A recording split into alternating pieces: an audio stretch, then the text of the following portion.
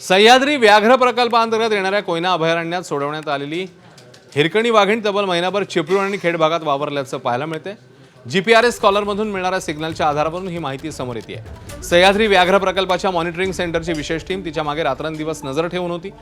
या कालावधीत हिरकणीने जनावरांची शिकार केल्याचंही समोर येत आहे। चिपळूणमधील नांदिवसे आणि दसपटी भागासह खेडमधील लोटे एमआयडीसी परिसरात हिरकणीचा वावर दिसून आला। कोकणातल्या जंगलात फिरताना हिरकणी गावच्या वेशीपर्यंत आली, मात्र मानवी जीवाला धोका निर्माण होणारं कृत्य तिच्याकडनं झालेलं नाहीये।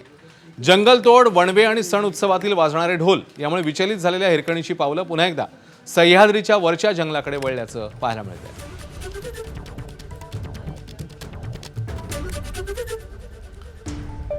तर काहीच दिवसांपूर्वी सह्याद्री व्याघ्र प्रकल्पातील राधानगरी परिसरात एक नवा वाघ दाखल झालाय।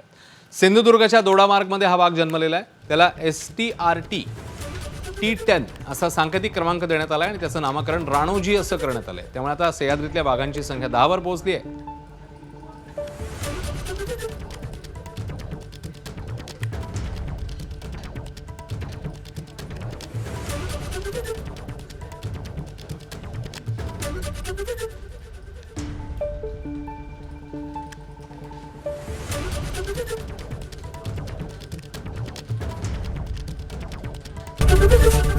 एबीपी माझा, उघडा डोळे बघा नीट।